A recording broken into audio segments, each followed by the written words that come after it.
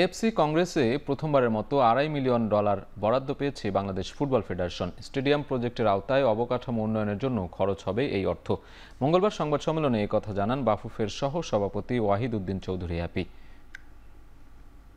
AFC কংগ্রেসে এবছর তারা তাদের বাজেটের 63% খরচ বৃদ্ধি করেছে এবং সেটা বাজেট ভোটে পাস হয়েছে। বাংলাদেশ একজন ডেলিগেট ভোটার ছিলেন, আমাদের প্রেসিডেন্ট, আমরা সেটা অনুমোদন করেছি।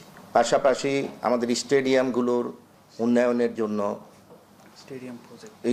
স্টেডিয়াম প্রজেক্টে 2.5 মিলিয়ন আমাদেরকে তারা স্যাংশন করেছে।